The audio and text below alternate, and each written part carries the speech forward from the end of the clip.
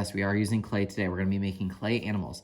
Go ahead and write your first and last name on this piece of paper, and also write your class code. Your class code is the day of the week, your grade level, which is 1, and then your table number, which is the number right next door. It's in white. Go ahead and give me a thumbs up when you have those, and then we'll move on. All right. So you're going to be using some tools over here and some water today. You're going to be getting some clay. I need to show you how to use them first. Please make sure that your voice level is 0 during this project. If you can't control your body, if you can't control your words or your voice level, I'm going to ask you to put your clay back in the bag and you won't be doing this project, which will be no fun.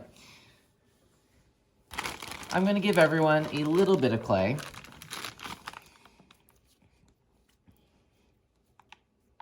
And you guys are going to be making pinch pots today. If you were here last year in kindergarten, you might have gotten to try a pinch pot, but we never got them back because of COVID.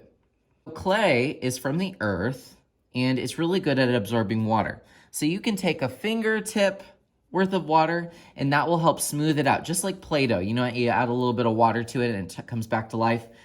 Same thing with clay, but you cannot add too much water to clay, otherwise it will turn back to mud, and I won't be able to put this in the kiln.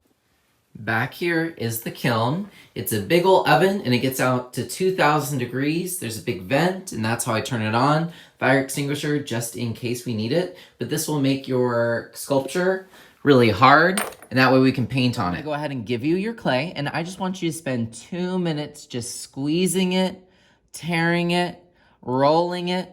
However, try not to get it too much on the table because it might stick to the table. That's why I gave you this piece of newspaper so that you can keep it from sticking to the table and it won't stick to the newspaper. So just go ahead and take 2 minutes. I'm gonna go ahead and pass out clay and I just want you to tear it, squeeze it, do whatever you need to do. All right, guys, it is time for us to start. What I want you to do first is I want you to take a finger, go ahead and put it in the water, and I want you to take that moisture and add it to your clay and then start squeezing it. Give it maybe 5 squeezes and then give me a thumbs up. All right, so now we have moisture and our clay is ready to start forming it. We're gonna make a pinch pot. So I want you to do is I want you to roll it into a spear. A spear is like a circle, but 3D, it's a form. Go ahead and push it. If you see the little bumps, you can just kind of push them in. Use your palms of your hands to roll it. Say roll it, until you have a spear. And then to show me you have a spear, hold it up like this, like you're holding the earth in your hands. All right, now you're gonna need your thumb.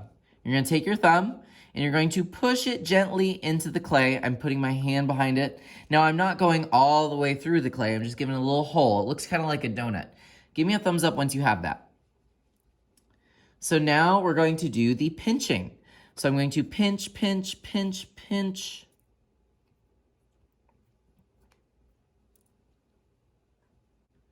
All right, and as you can see, I'm pinching the sides and it's getting bigger and bigger. Hopefully you have an idea of what kind of animal you want to do. So think about its nose, mouth, does it have legs? You still need to make a pinch pot.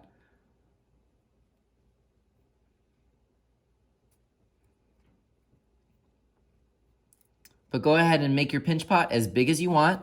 Try not to make the sides too thin, that could be bad. And then give me a thumbs up. All right, so here's the thing. So I need you to be very clear about how you're gonna do this. So I'm gonna take you through the process of how I'm gonna do mine. You can do yours differently, it's all good. In a moment, I will give everyone a little pinch, a little bit more clay. This is gonna be what's for your features. If you need more, just let me know. And you may not need all of it. There are tools that you can use. We have marker lids. This is great for eyes. I'm doing an owl for mine, so I might want to do 2 little owl eyes. You can use this needle to maybe poke little smaller holes. But let's say I want the ears and nose. Yes, owls have little ears. They're just kind of feathery and hard to see. So I'm going to pinch some little pieces. You kind of have to paint pieces on. If I just kind of put that on there, it's just gonna fall right off in the kiln. I have to slip and score. Say slip and score. Score means that you are taking and putting little lines and you're using water as a kind of glue, and that's gonna make it stick. So let me show you what I mean. Since I'm doing this owl, I'm gonna take my paintbrush, you might have to share, you're gonna put it in the water, and you're gonna just kind of push it and paint where you think your piece is gonna go. I also need to paint the piece with water as well. This is called slipping and scoring. It's making little lines on the clay. And by doing that, it's helping the clay meet each other, and now they're bonding together. They needed that extra moisture. They also needed those little lines. And then if I take my finger, I'm gonna gently smooth it out with a little bit of water from the glue. I'm gonna do the same thing to the other side. I'm gonna get a little piece, a little extra something, something.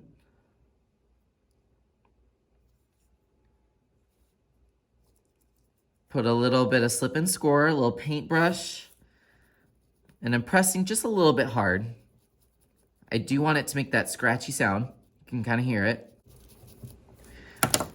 And then place it on there, and must smooth. Otherwise you will go boo-hoo-hoo, my ears fell off, they fell off in the kiln. You will be so sad. All right, oh, look at him, isn't he cute? Except he's missing a beak. Here's some options for you. You could squeeze a little mouth on there, squeeze a little beak. Bit of water helps smooth that out. And then press this back to normal. I also have wings, so maybe I can bend the sides of my pinch pot. Maybe I can bend these out, press them. I still want to make sure that this is hollow. This needs to be hollow on the inside. Otherwise, your project could explode or it may not dry on time. So make sure that you're starting with the pinch pot. That's super important for this project. But I can take these wings and I'm gonna bend them back so they look like owl wings. So I'm pressing them. What's like a little owl shape. Now, do you have to do an owl for this project? No.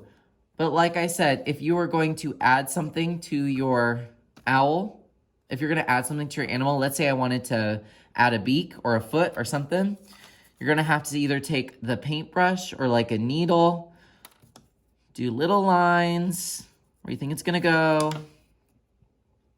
make your piece that you're going to attach, add some slip and score to it, push it on, and then smooth it out. You want to smooth out the bottom. You can take as much time as you want. I can help you a little bit. I'll come by and see if you need help, but I'm not going to do this for you. I want you guys to be creative and make your animal.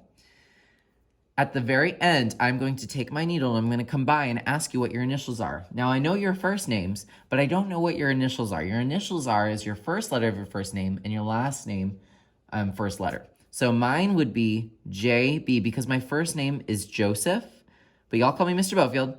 And then my last name is Boatfield, which starts with B. So I would put JB. And I'm just gonna write this on the back of your animal. You'll tell me where you want it. I can't put this on the back counter until I put your initials on it. One last thing is that you can take this fork. Let's say you're doing a hairy animal. Feathers, so maybe this can indicate feathers. There you go. Now let me show you where you can put this when you're done.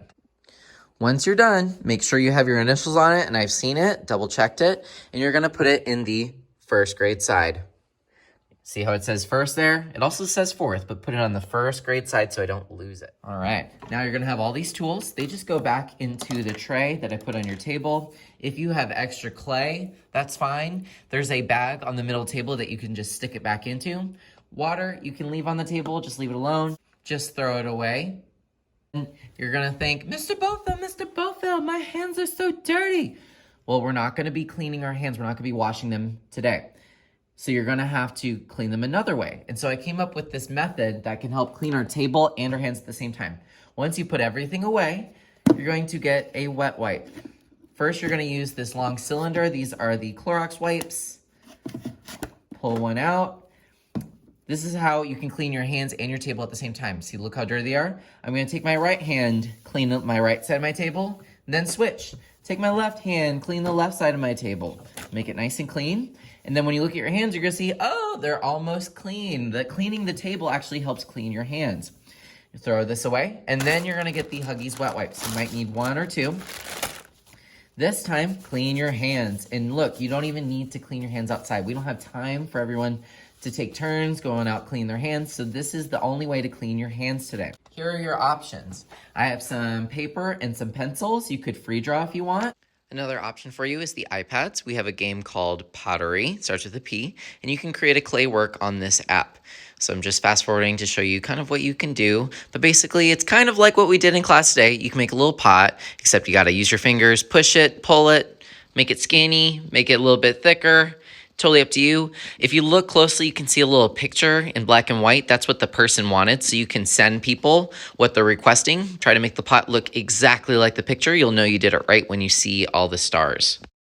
And then just like in real life, you can press the checkmark button and it goes into a real life kiln and it gets up to 2000 degrees. And then after it is all nice and cooled down, you can add some color, you can add some pattern, and then send it off to the person and maybe you'll make some money. So don't forget to clean your table, put your supplies away, and make sure your initials are on your project. Have a great day, and I'm so excited to see what you guys end up creating.